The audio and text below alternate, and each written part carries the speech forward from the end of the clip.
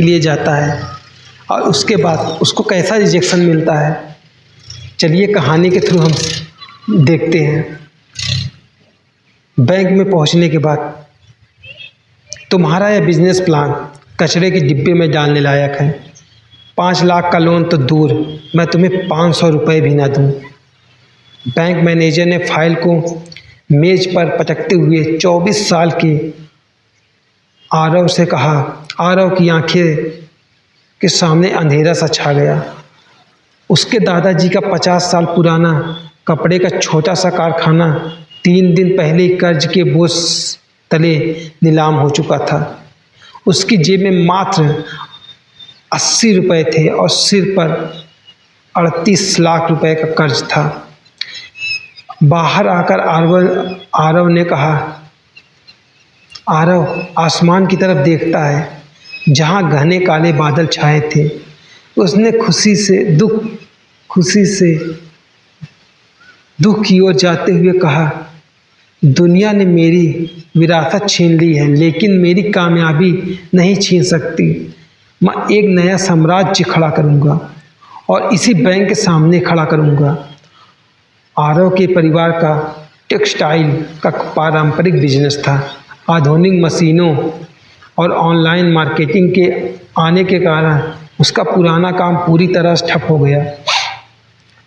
पिता इस सदमे को बर्दाश्त नहीं कर पाए और पैरालिसिस यानी लकवे के शिकार हो गए।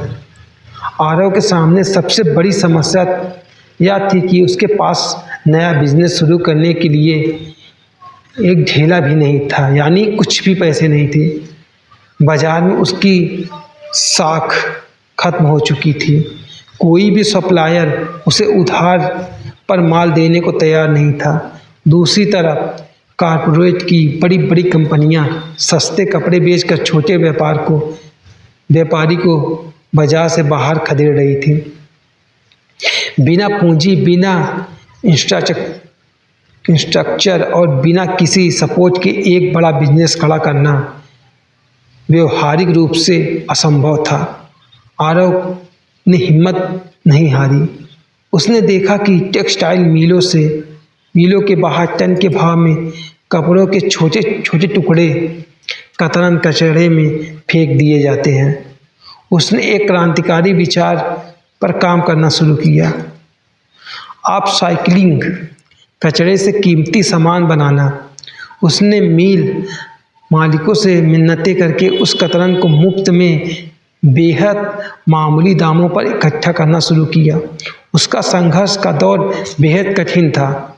उसने एक पुरानी जंग लगी सिलाई मशीन किराए पर ली। आरव दिन भर चिलचिलाती धूप में बोरियों में कतरन भरकर अपनी पीठ पर लाद कर लाता था। रात को वह खुद इंटरनेट से सीखकर उन कतरनों को जोड़कर बेहद खूबसूरत एथलीन और ट्रेंडी हैंडबैग, कुशन कवर और घरेलू सजावट का सामान बनाता था। शुरुआत में वह इन सामानों को बेचने के लिए लोकल ट्रेनों और फुटपाथों पर भटकता था। लोग उसे कचरा बीनने वाला कहकर दुत्कार देते थे। कई रातें ऐसी थी जब उसने बिना खाए सिर्फ पानी पीकर सिलाई मशीन चलाई, क्योंकि सुई और धागा खरीदने के बाद उसके पास खाने के भी पैसे नहीं बचते थे। उंगलियों में सुई चुभने से खून बहना आम बात थी, लेकिन उसकी नज़र अपने लक्ष्य पर टिकी थी। 2 साल की हाड़ तोड़ मेहनत के बाद आरव ने अपने ब्रांड का नाम कतरन क्राफ्ट्स। उसने एक बड़े शहर के मशहूर हस्तशिल्प मिले एक छोटा सा स्टॉल लगाने के लिए अपनी माँ के आखिरी बचे सोने के कंगन गिरवे रख दिया। मेले के पहले 2 दिन एक भी सामान नहीं बिका। आरव हताश हो चुका था। तीसरे दिन संयोग से एक बहुत बड़ी अंतर्राष्ट्रीय फैशन मैगजीन की एडिटर इन चीफ उस मेले में आई। उनकी नज़र आरव के स्टॉल पर पड़ी। जब उन्होंने कतरनों से बने उन बैग्स को फिनिशिंग देखी और आरव से उनके पीछे की इको फ्रेंडली और जीरो वेस्ट की कहानी सुनी तो वे दंग रह गए। उन्होंने आरव का एक छोटा सा इंटरव्यू लिया और अगले ही हफ्ते अपने मैगजीन के कवर पेज पर कतरन क्रॉफ्ट को जगह दे दी। यह आरव की जिंदगी का सबसे बड़ा मोड़ था। रातों रात आरव की वेबसाइट पर विदेशों से हजारों ऑर्डर्स की बाढ़ आ गई। जो कतरन कभी कचरा भी, वह अब प्रीमियम सस्टेनेबल फैशन बन चुकी थी।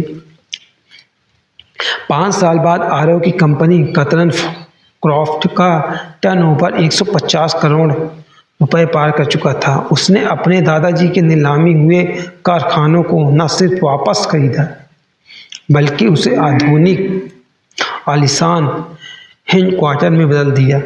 सबसे खास बात यह थी कि उसने अपनी कंपनी में 80% कर्मचारी गरीब ग्रामीण महिलाओं और दिव्यांग को रखा, जिन्हें समाज ने बेकार समझ लिया था।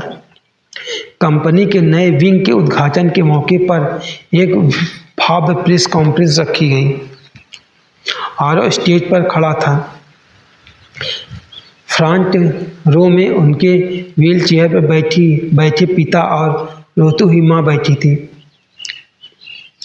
तभी आरव ने देखा उसी बैंक का मैनेजर जिसने कभी उसे भगाया था, आज मुख्य अतिथि के रूप में उसे गुलदस्ता देने के लिए स्टेज पर आ रहा था। मैनेजर ने शर्मिंदा होते हुए कहा, आरव जी, मुझे माफ़ करना, मैंने आपकी काबिलियत नहीं पहचानी थी। आरव ने मुस्कुराते हुए गुलदस्ता लिया और कहा, सर, अगर उस दिन आपने मुझे डांट कर लोन लेने के लिए मना नहीं किया होता तो शायद मैं आज खुद का साम्राज्य खड़ा नहीं करने के बजाय आपके बैंक की EMI चुकाने की चिंता में ही घुट रहा होता। आरव ने स्टेज से उतरकर अपनी माँ के पैर में अपना सिर रख दिया। पिता ने कांपते हाथों से उसके सिर पर आशीर्वाद दिया। वह आंसू सिर्फ एक बेटे की कामयाबी के नहीं थे, बल्कि एक मरे हुए पारंपरिक सम्मान के दोबारा जिंदा होने की थी। दोस्तों, यह कहानी हमें क्या सीख दिखती है? यह कहानी हर उभरते हुए उद्योगपति को यह अनमोल सबक सिखाती है कि बिजनेस शुरू करने के लिए भारी बैंक बैलेंस की नहीं, बल्कि एक अनोखी दूरदर्शिता और समस्या में अवसर ढूंढने की कला की जागरूकता होती है। अगर आपके पास कोई साधन नहीं है तो अपने साधनों को कमी का रोना मत रोइए। जो दुनिया के लिए कचरा था, व्यर्थ था, वह एक सच्चे बिजनेसमैन के लिए बड़ा बाजार हो सकता है। जब लोग आप पर पत्थर फेंके तो उन पत्थरों से खुद को चोट पहुंचाने के बजाय अपने सपनों को महज खड़ा करना सीखिए। रिजेक्शन को अपनी हार मत मानिए, उसे अपनी सफलता का ईंधन बनाइए।